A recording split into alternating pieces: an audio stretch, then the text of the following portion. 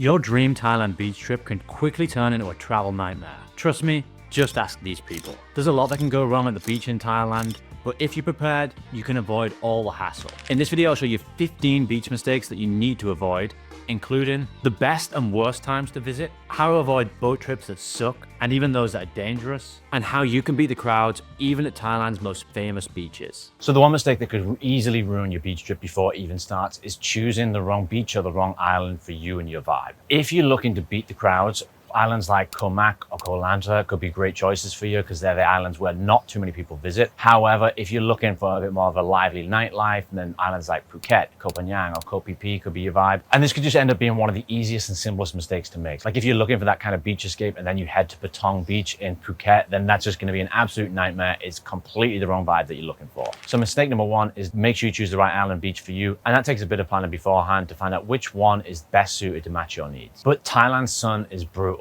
I mean, look at me. I've even caught, I don't know if it's going to show up on camera, but I got quite a bit of sun yesterday. I'm looking pretty red. So I actually live in Thailand, so I actually make this mistake all the time. But whenever people are visiting from the UK or I meet people that are visiting from the US, I always tell them beforehand, make sure you pack sunscreen. There's two reasons why. One is that here it's overpriced because of the import taxes, so you're going to be paying quite a lot more when you come visit. The second is that also it includes kind of whitening agents, so if you're looking to work on your tan a bit while you're here, you don't want to be using the sunscreen that is sold here. But you probably came to Thailand for the beautiful beaches, amazing sunsets, and white sand and blue waters. But what if it ended up looking like this?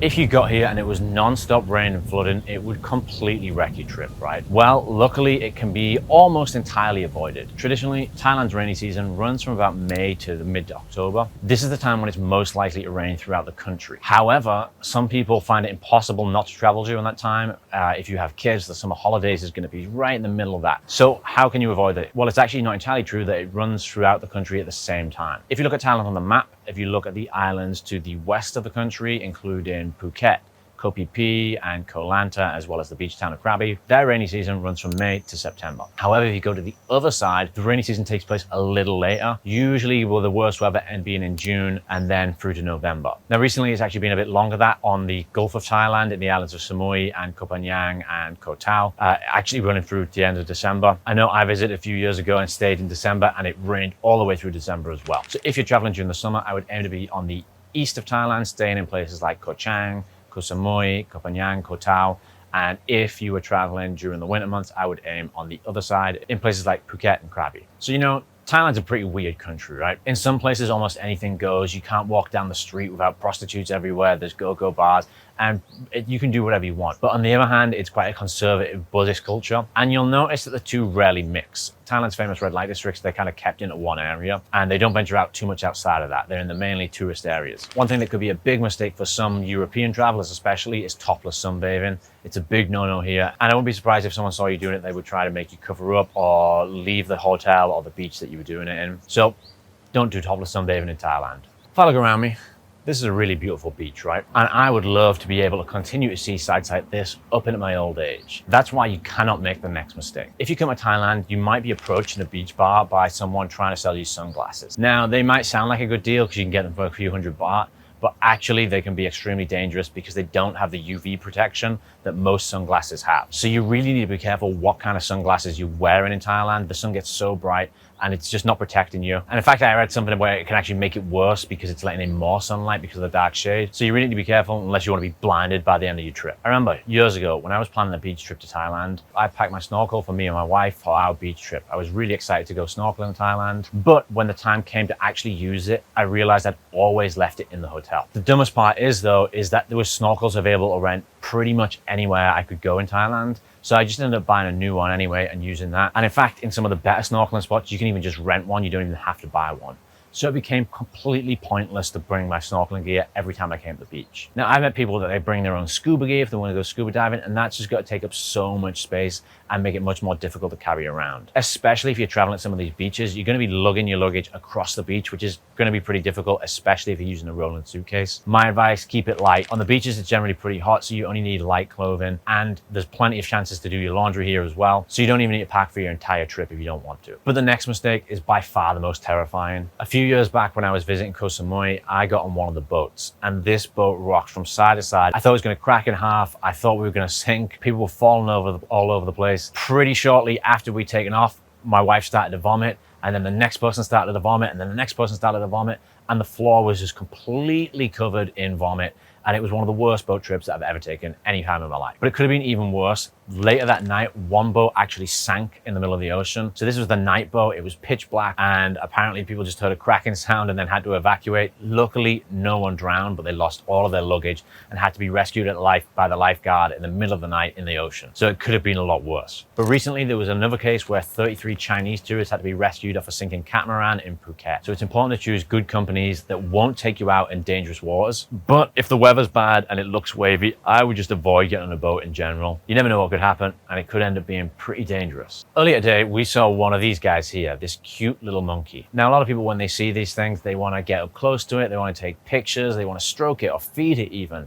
And this is the next big mistake. You do not want to try and feed or touch one of these monkeys. First of all, they're filled with rabies. If they bite you, you need to get to the hospital quick, because rabies is quite common in Thailand with animals, especially such as soy dogs or monkeys, and you really don't want to get bitten by one. They can be deadly once it takes hold. So if they do bite you, get to the hospital quick. But they can also just mess you up a lot with their bites or scratches, and they're quite aggressive. They're nowhere near as cute as they look. So please don't touch the monkeys. But if you're gonna go scuba diving or snorkeling in Thailand, here's one thing most people don't realize. If you're wearing sunscreen or you apply it beforehand, that can actually seriously damage the coral reefs that you've traveled half the world to see. If you want to preserve these coral reefs for future generations, which is becoming more and more difficult with coral bleaching, make sure that you apply your sunscreen at least 45 minutes beforehand, so it has time to absorb into your skin and doesn't go out into the water and damaging the coral reefs. But yeah, if you know you're gonna go snorkeling, perhaps don't apply the sunscreen until after you've done the snorkeling.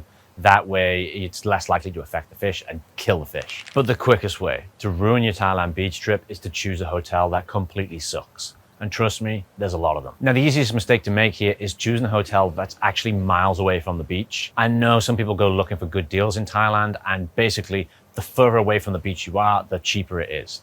So if you're looking for good deals, you might be able to find quite a good hotel, but you need to check how close it is to the actual beach. And if it's going to take you over an hour to walk to the beach and there's no taxis out there, then that might be a problem for your beach trip. But there's also the chance to stay in some of the nicest hotels in the world in Thailand. Ideally, you want to choose a hotel that's actually on the beach. That way you can just walk straight out your door and then you can be right there. Admittedly, these tend to be a bit pricier, but I think it's worth splashing out on a little bit for at least part of your trip. The best resorts will even have a private beach of their own, so you can kind of see it without all the crowds. To get the best deals on hotels, try and book 3 to 6 months in advance. Avoid public holidays like Chinese New Year, Songkran, or Christmas, and avoid Phuket or Koh Samui because they tend to be the most expensive places for hotels. But one of the best things you can do on your beach trip to Thailand is take a boat tour. Trust me, there's nothing like riding a long-tail boat to some of the most beautiful beaches and islands in the world. But here's the thing, most boat tours actually kind of suck. They're going to cram you on a boat with about 50 other people, with all the boats traveling at the same time, meaning you're going to have hundreds of people on these secluded beaches all at once. So it's important to choose the right tour. And here are a few things that you can consider. First, there's a type of boat. Again, the cheapest tours are going to be on the big boats that get the most people on them. Personally, I think that's just the less interesting way to travel around. I think the much more traditional long-tail boats where you have the wind blowing in your hair and a smaller group of people,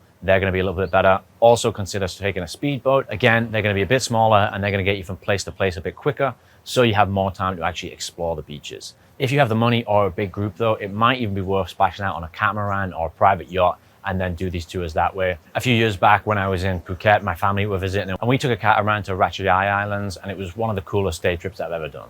Weed is now legal here in Thailand, but that doesn't mean you can just smoke it anywhere. In fact, some of the beaches here completely ban smoking of any kind because they want to protect the ocean from the litter, and especially cigarette butts are one of the most harmful things to the ocean. But in places like Phuket, people have been arrested recently for smoking weed openly on the beaches. I know it's counterintuitive because there's quite a lot of weed shops all along the beach where you can buy it from, but actually they don't really like you smoking it in public, especially on the beach. So I would be very, very careful about where you're smoking weed in public. If possible, smoke it within the shop that you buy it in. they're going to be much less likely to be raided. Similarly, if you're in places like Krabi or Phuket, there are a lot of mushroom bars these days where they're selling magic mushrooms. These are also illegal, despite how open they are about it. And there have also been arrested people taking magic mushrooms and then getting arrested in the store. Personally, I can't think of a worse place to trip balls than a Phuket jail cell. Because I live in Thailand and have a Thai bank account, I can make scan payments, so I can quickly and easily make payments almost anywhere in the country. However, if you do not live in Thailand and you don't have a Thai bank account, you need to use cash. Don't expect to be able to rely on card payments. Maybe some hotels will take it, but most places along the beach will not. Make sure you have plenty of cash in hand so that you can make payments and you don't get stuck with no money. Like it or not, Thailand is quite a touristy destination, and some of its best sites are going to be filled with tourists. So how can you see some of these amazing places without the crowds? Well, luckily I got one surefire tip to be able to beat the crowds in some of the best spots in the country. Thailand is a much more quieter place in the morning. Whilst most people are sleeping off their hangovers, if you can wake up early, you can see some of the best beaches in the world with almost no one on it. Personally, I woke up and seen beautiful places like Kata Beach or Maya Bay without almost anyone on it. And there's nothing quite like going for a run or watching the sunrise over the ocean. In Koh Phi Phi in particular, Maya Bay is one of the most touristy destinations, and it just gets rammed with tourists during the day. However, if you can take the sunrise boat tours, these usually have you on the boat by 6 a.m. and at Maya Bay by 7 a.m. and you'll be the first one there and experience it with no one in sight. But if you're looking for the best place to catch the sunset, it might not actually be on the beach itself. In many places around Thailand, they have some absolutely stunning viewpoint cafes, bars, or restaurants, and it's worth planning in advance where you might want to see them. These are quite easy to find. If you go onto Google Maps and you type in sunset, you're going to find a ton of places that are called Sunset Bar or Sunset Cafe, and they're going to be great places to watch the sunsets. Even if they're not named that, you're going to find that in some of their reviews that people mention it's got a great sunset. Some of these places do book up though, so sometimes you got to make a reservation in advance to make sure you can have the seat that overlooks the ocean as the sun is set. So it might be worth planning this in advance one day and making a reservation. But this is not the biggest mistake that you can make that can ruin your trip. Check this video out here to find out the worst mistake most people make that ruins their trip before it even begins.